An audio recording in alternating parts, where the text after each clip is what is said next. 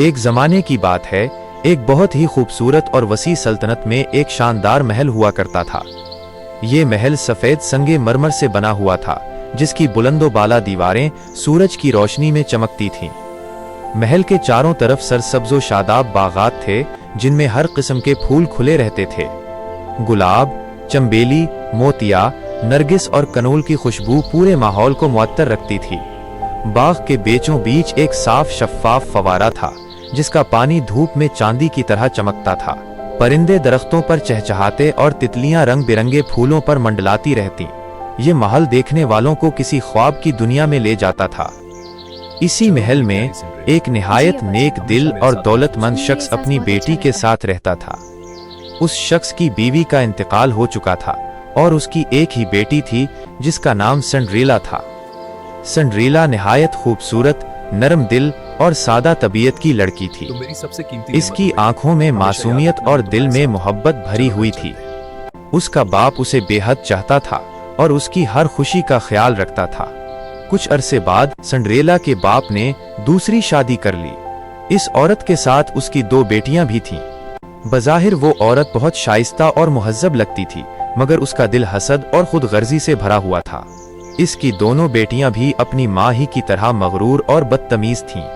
वो हमेशा अपनी खूबसूरती और कीमती लिबास पर नाज करती थीं और दूसरों को कमतर समझती थीं। शादी के कुछ ही दिन बाद सौतेली माँ ने अपना असल रंग दिखाना शुरू कर दिया। उसने सिंड्रेला के बाप के सामने तो नरमी का रवैया रखा, मगर उसके पीछे सिंड्रेला पर जुल्म करने लगी।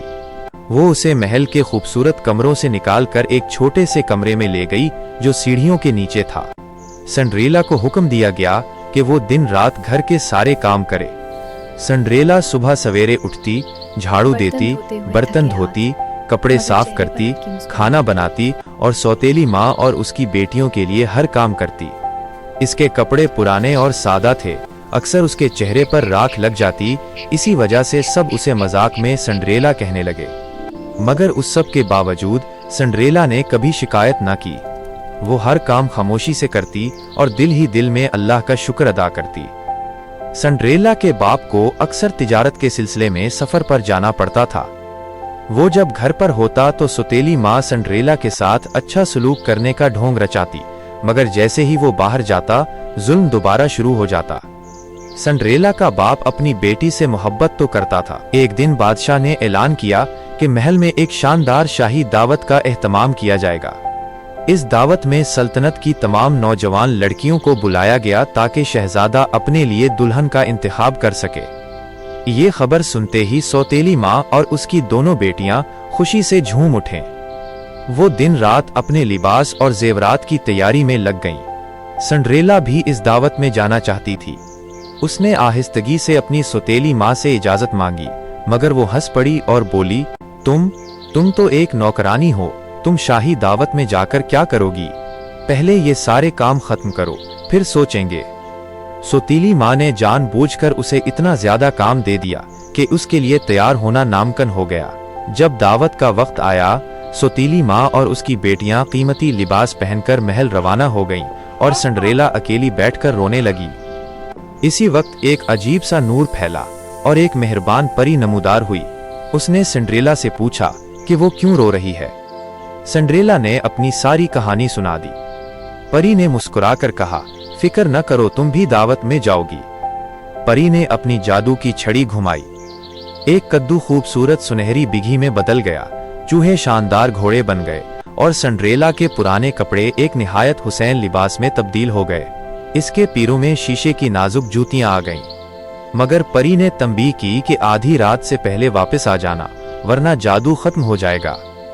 सिंड्रेला जब महल पहुंची तो सब इसकी खूबसूरती देखकर हैरान रह गए। शहजादे की नजरें जैसे ही उस पर पड़े, वो उसी लम्हे उसका दीवाना हो गया। दोनों ने सारी शाम साथ रक्स किया। सौतेली माँ और उसकी बेटियां सिंड्रेला को पहचान न सकें और हसद से जुलती रहें। अचानक घड़ी ने 12 बजने का ऐलान किया। सिंड्रेला घबरा गई और जल्दी से भागने लगी। भागते हुए इसकी एक शीशे की जूती सीढ़ियों पर गिर गई, मगर वो रुकी नहीं। अगले दिन शहजादे ने ऐलान किया कि वो इसी लड़की से शादी करेगा जिसके पाँव में ये जूती फुट आएगी। जूती लेकर शाही खादिम घर घर गए।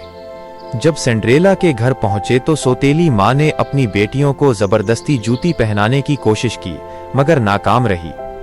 आखिरकार सिंड्रेला की बारी आई। सौतेली माँ ने उसे रोकना चाहा, मगर शहजादे के हुक्म से उसे बुलाया गया।